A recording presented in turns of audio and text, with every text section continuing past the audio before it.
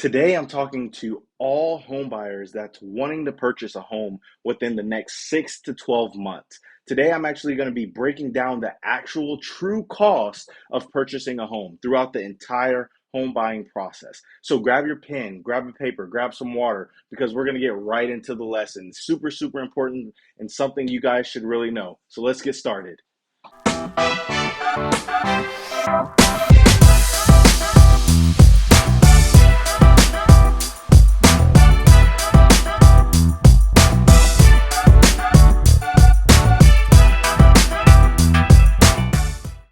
Welcome back.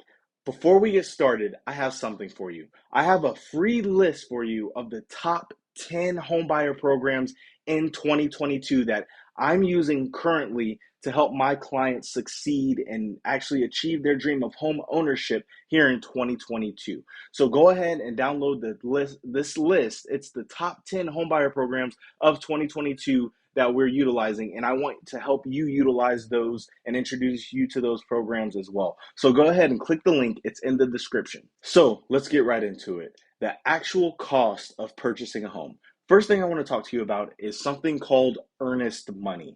Earnest money is basically a deposit. So let's say you're actually in the home buying process and you're out looking at a home and you find a home that you like and you want to pursue and put an offer in, right?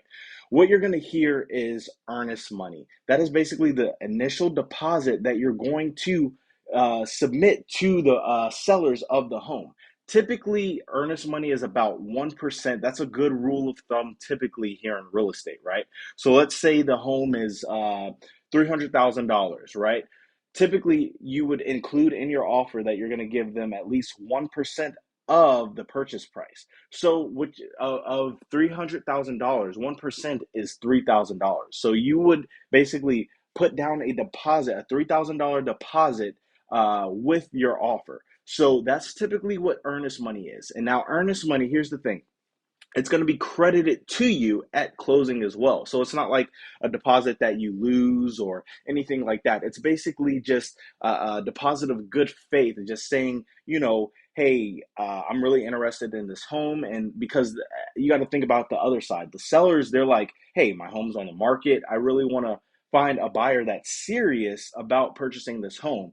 And if their home is on the market, they have, some skin in the game, right? So as a buyer, you want to also have some skin in the game as well, and you want to show the sellers that you have skin in the game.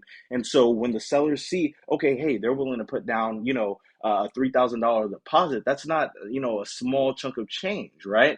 It's quite a bit. So that'll give them good faith in you that you're really serious, you're really a serious buyer, and this could possibly be a transaction that you guys can finalize in the end, right? So that's what earnest money is. Let's talk about the second thing. Second thing I wanted to talk to you guys about is option money. There's a difference between earnest money and option money, but typically they're both kind of like a deposit, but option money is something that you're not going to receive back. So let's say you're looking at a home. Let's say that it's the same home, $300,000, right? You're like, hey, I want to put a contract or I want to put in an offer, right? But here's the thing: you want it to be contingent on, let's say a 5-day option period or a 7-day option period. And what you're going to do within that option period, you're going to get an inspection done to evaluate the house and see if this is a home that you would like to move forward with. Be it if it has any problems or anything like that. You want to cover all your bases. And so basically what you're doing is you're entering into what's called an option period, and that's why it's called option money. And typically it's about $10 to $15 a day. So let's just say you want to have a 7-day option period, right? Typically it's about $10. So $10 times 7 days, that's $70 on top of your earnest money, right? So your option money is going to be $70. Your earnest money is going to be $3,000. But here's the thing: you're not getting your option money back if you decide not to move forward with the transaction, right? But if you do move forward with the transaction, it will also be credited to you come closing, towards your closing costs, things like that. But let's say you get your inspection done and you're not willing to move forward due to some issues with the home, right? You're actually going to lose that option money. And the reason being is because in the seller's eyes, they're like, hey, I took the home off the market, and since I took the home off the market for extended period of time, let's say the 7 days, a full week, they could have had another offer come in that would have actually moved forward with the home, right? So it's in a sense skin in the game, or reimbursing them for taking the home off of the market, right? So it's kind of a mutual agreement, right? So option money, 7 days, $10 a day, $70, and you have the ability to hire an inspector, come in, evaluate the home, and then at the end of the inspection or before the option period ends, right, you can opt in to move forward, or you can opt out based on the inspection report, and you will get your earnest money back, but you will not get your option money back. The third thing that I want to talk about is inspection fees, right? So inspection fees are basically the fees that a professional inspector will charge you for performing an inspection. And those funds are for the inspector only. This is not being credited towards your real estate transaction, towards you buying a home or anything. They are their own entity, so they are, charging their own price. You're paying them directly. This has nothing to do with your specific real estate transaction, but it is a fee included in the home buying process if you are wanting to get a professional inspection done on a home that you might be, a little wary of, or you just want to cover all your bases, right? And inspection fees can vary in prices, right? They can be anywhere. I've seen them from 300 all the way up to 550, even $600, based on the certain services that they provide you, right? They have some, pretty extensive services that might cost a little extra, or if you just want a standard inspection done, it might be a little less, maybe, 350, $400. But that is another expense in the home buying process if you would like to have a professional inspection done on your home prior to you moving forward. Now, the fourth thing that I want to talk about is appraisal fees. Now, an appraisal is basically where an appraiser comes out to the home prior to you closing and does an evaluation of the value of your home.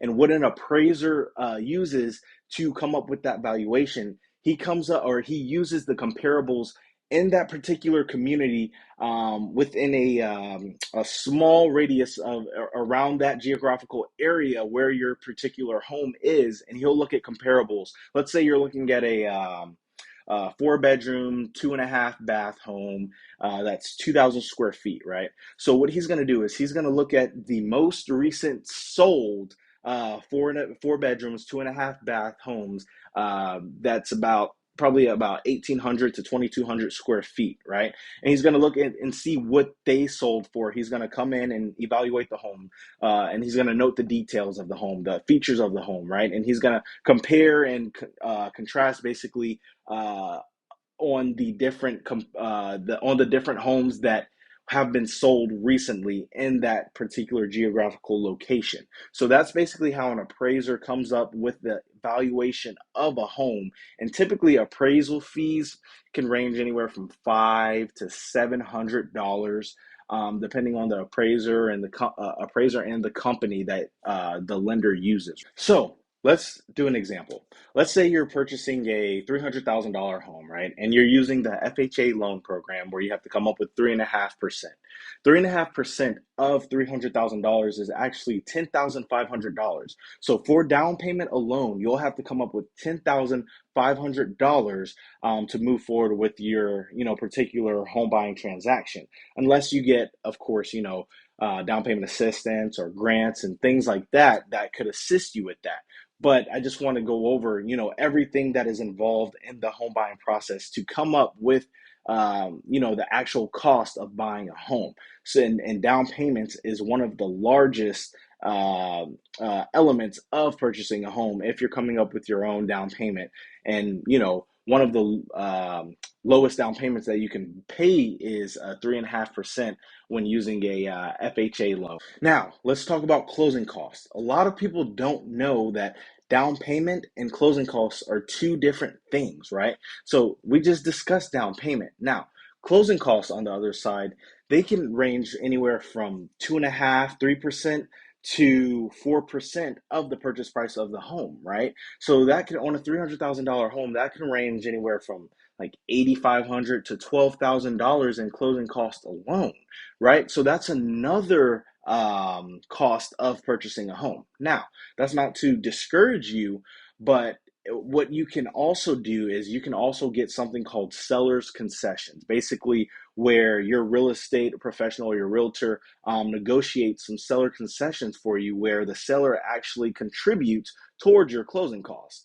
And here's a fun fact: your seller can actually contribute up to 6% of the purchase price of a home. That's the max that they can contribute towards your closing costs, right? But typically, it really just depends on the market. The market that we're in now is it's kind of calming down. Maybe 2, 3, 4 months ago, right?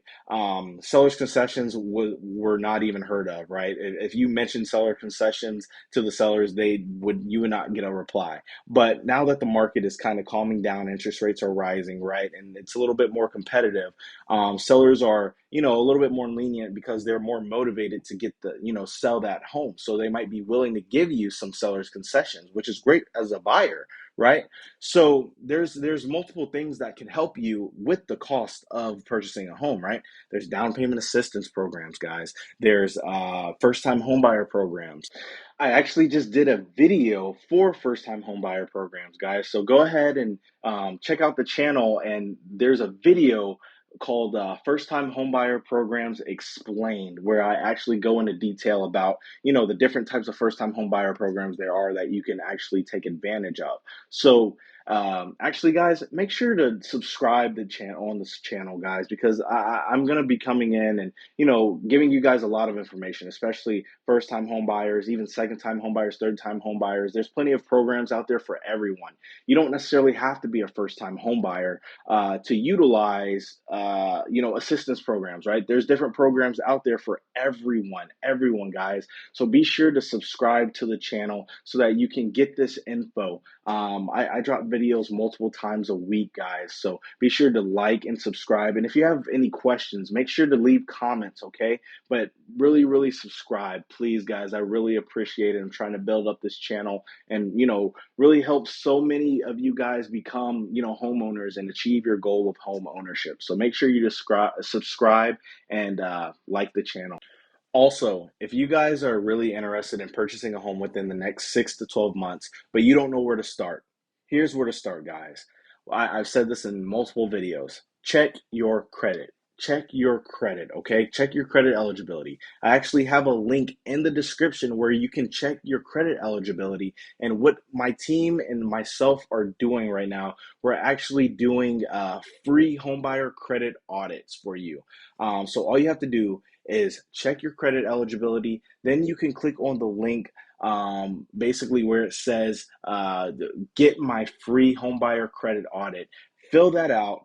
And within 24 to 48 hours, you will have a complete and entire homebuyer credit audit in your email. And that's really the first place to start when you're looking to, start the home buying process, but you don't know where to start, right? So we're knocking the first step out for you guys, and we're doing it absolutely free. All you have to do is check your credit eligibility. That link is in the description. And then you just need to fill out, hey, get my free, it's going to be labeled, get my free home buyer credit audit, okay? And we're doing that absolutely free. I'm not too sure how much longer we're going to be doing it because it is a little bit of work. So again, guys, also, I forgot about this resource that I mentioned earlier. We have a free list of the top 10 home buyer programs that we're using here in 2022. So you guys can download that as well. Please utilize all of the resources in the description. They're for you guys. Again, please subscribe, like the channel or like the video, subscribe to the channel, and leave any comments. Leave any questions. I will get back to you. And that kind of wraps up for the video today, okay? So I will see you guys on the next one.